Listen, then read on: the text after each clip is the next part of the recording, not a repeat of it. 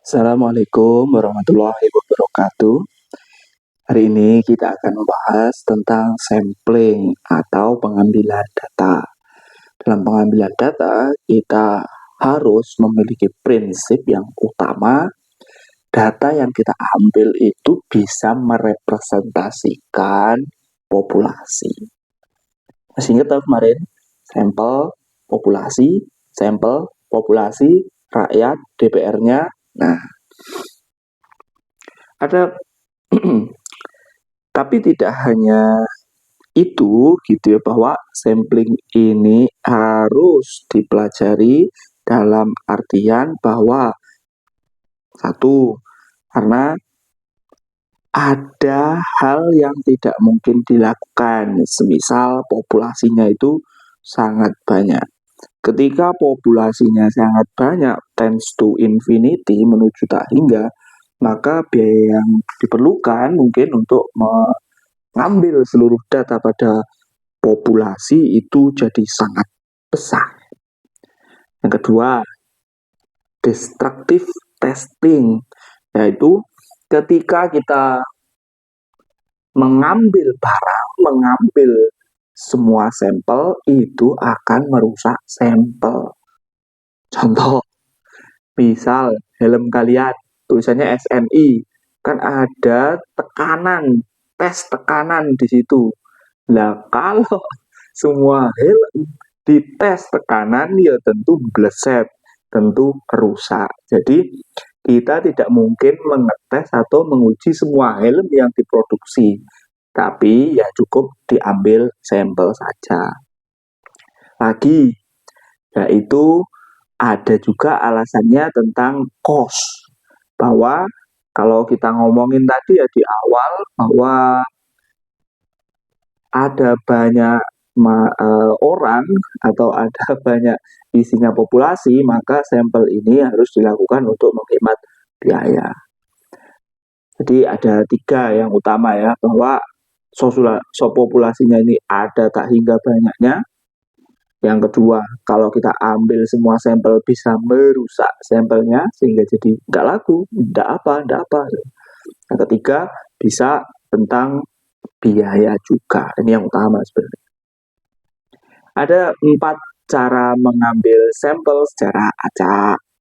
Yang pertama, simple random. Simple random ini dalam cakupan kalian harus tahu nih populasinya apa, siapa. Kalau sudah tahu semuanya, maka kalian random di situ, bisa lewat apa kayak arisan, dikocok, keluar siapa, maka dialah yang harus diwawancara. Atau kalau di Excel bisa pakai random number. Setelah pakai random number, diurutkan lah dari yang paling kecil ke yang paling besar. Nanti top 3 paling kecil diambil jadi sampel. Nah, itu gak salah satu cara. Yang kedua, yaitu memakai systematic sampling.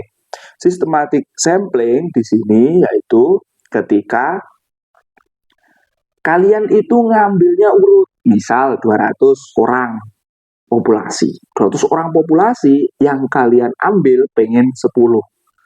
Nah, kalau kalian pengen ambil 10 orang, kalian bisa bagi 200 tadi dibagi 10. Nah, artinya di situ dapatlah angka 20. Artinya kalian loncatnya itu setiap 20. Jadi kalau di absen, kalian pertama kocok dulu, set keluar angka 5 misal. Nanti orang yang kalian ambil sampel selanjutnya itu 5 tambah 20, jadi 25. Orang selanjutnya 25 tambah 20, berarti absen ke 45. Orang selanjutnya 45 tambah 20, urutan ke 65, dan seterusnya. Nanti akan dapat pas 10 orang. Selanjutnya ada stratified, di mana di sini kita itu mengelompokkan orang-orang tersebut menjadi kelompok-kelompok. Di dalam kelompok baru kita ambil sampel. Gitu ya. Jadi misal lulusan SD ada berapa orang, kita ambil dari lulusan SD berapa orang secara acak. Lulusan SMP berapa orang, kita ambil lulusan SMP berapa orang secara acak, gitu ya. Lulusan SMA satu dan seterusnya, itu ya. Jadi dikelompok-kelompokkan dulu, baru kita ambil secara acak di dalamnya. Tuh. Atau yang terakhir namanya cluster sampling, di mana kelompok-kelompok tadi yang kita survei. Jadi seluruh anggota kelompok tadi kita survei. Misal tadi SD ada berapa orang, SMP berapa orang, SMA berapa orang. Nah, di antara SD, SMP, SMA itu tidak kita survei semua, tapi kita hanya akan survei satu kelompok, misal hanya yang lulusan SD, misal. Nah, di sini betul hati-hati ya yang klaster ini. Kalau ngambilnya seperti itu, mungkin nanti jadi tidak cocok atau tidak merepresentasikan populasi, karena yang misal ada lulusan SD, SMP, SMA, tapi yang diambil hanya lulusan SD. Nah, cocoknya ini seperti apa? Cocoknya, misal kalau penelitiannya itu bebas, penelitiannya itu tidak terkait fakultas apapun, misal kita ambil di Fakultas Mebi kan ada 7 prodi. Nah, dari 7 prodi ini kalian ambil 3 prodi saja. Tapi ingat, dalam klaster seluruh anggota prodi berarti harus disurvei. Jadi seluruh anggota kelompok harus disurvei. Bedakan dengan yang stratified tadi. Kalau stratified artinya dalam satu kelompok itu kita ambil masing-masing berapa atau proporsi berapa itu.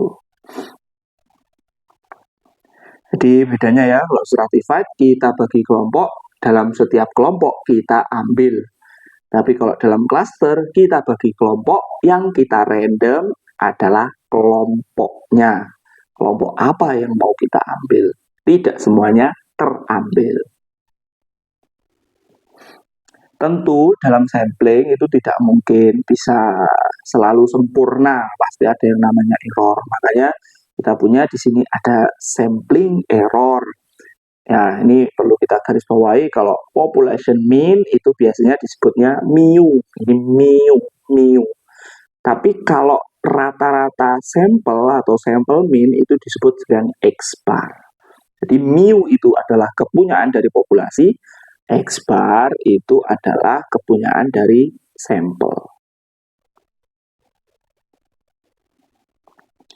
Pada banyak kasus ketika N-nya makin besar, sampel yang kalian ambil makin besar, maka mu itu akan didekati oleh X bar.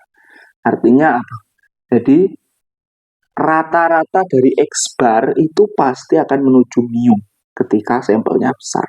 Jadi mereka berdua ini lama-lama ya akan sama ketika kalian ngambil sampelnya itu besar. Sebagai contoh, di sini ada central limit theorem. Jadi bahwa rata-rata dari X bar atau rata-rata dari rata-rata sampel itu akan selalu punya distribusi normal. Jadi misal N-nya 1 di sini ya. Kalau N-nya 1 lihat masih belum normal karena masih menceng. Tapi kalau N-nya makin bertambah, makin membentuk garis kurva normal. Kalau N-nya lebih dari 30, lihat bentuknya akan normal sempurna.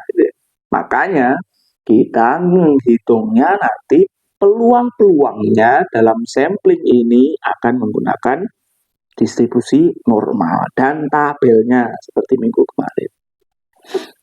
Nah, ini yang perlu kita ingat, bahwa ketika kita ingin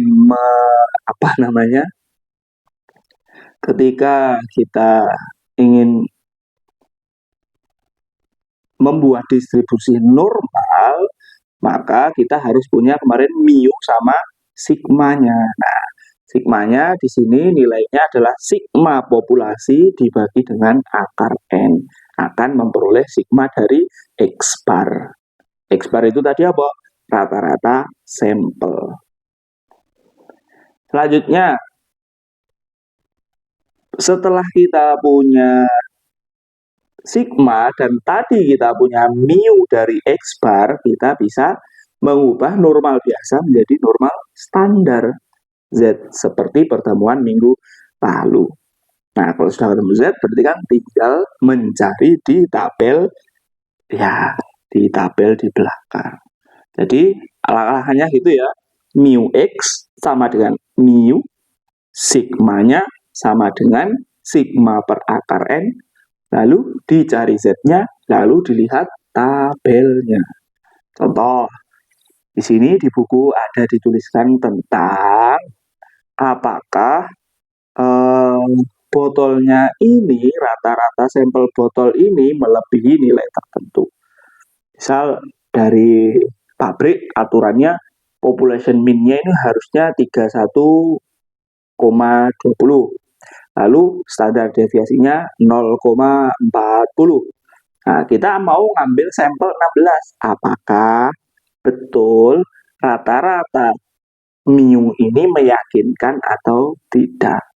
Jadi, what is the probability that mean amount per bottle in the sample is greater than 31,38? Jadi, berapakah peluangnya rata-rata volume yang ada di dalam botol itu 31,8. Ya.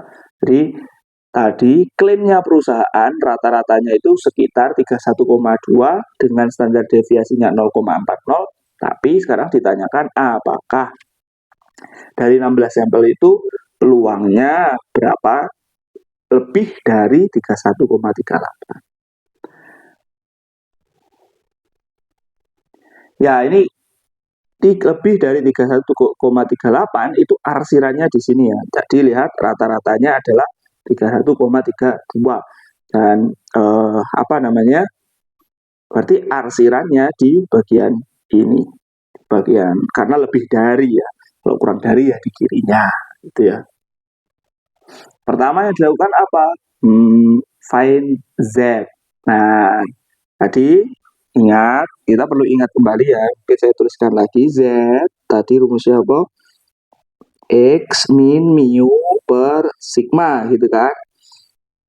Tapi sigmanya tadi itu adalah sigma per akar N. Jadi X min mu per sigma per akar N. Itu. Nah, makanya di sini ada sigma per akar N. Akar dari 16. Akan ketemu angkanya 1,8. Nah, kalau melihat, nah ini agak kurang cocok dengan tabel yang kita punya.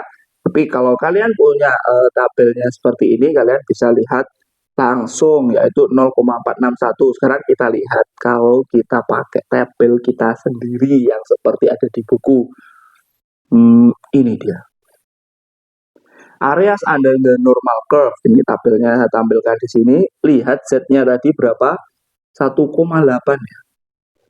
Lihat Z-nya 1,8. Apakah hasilnya betul sama dengan ini? Kita cek 1,80. Ingat kemarin 1,8 itu dilihat di kiri, nolnya dilihat di atas. Jadi 1,8 sama 0. Ini 1,8. Terus lihat nolnya di atas sini. Artinya angka yang kita cari ini. Ya, betul ya, 0,4641. Aman ya, 0,4641. Nah, artinya peluang yang ada di sini itu 0,4641. Nah, yang di pojok sini berapa? Yang di pojok ini. Ya, artinya kemarin apa? Kita tahu bahwa kalau setengah dari binomial, setengah dari kurva normal ini nilainya juga setengah. Artinya kita punya setengah dikurangi 0,4641 seperti yang ada di tabel tadi, sehingga ketemulah angkanya 0,0359. Jadi hanya ada kemungkinan kecil bahwa random sampel yang isinya 16 botol tadi akan memiliki volume 31,38 ons. Itu. Oke, nah sekarang selanjutnya berarti bagian kalian untuk mengerjakan ini ya. Nah, jadi ada perusahaan, intinya ini. Nah, sekarang coba kalian cari bahwa kalau ada sampel yang diambil 50 sampel tadi, berikanlah peluangnya sampelnya ini kurang dari rata-rata 2 jam. Kurang dari rata-rata 2 jam. Padahal lihat mu-nya adalah 10. Oke, selamat mencoba. Semoga bisa. Oke, terima kasih banyak. Oke, udah. Terima kasih banyak semuanya sudah menonton. Assalamualaikum warahmatullahi wabarakatuh.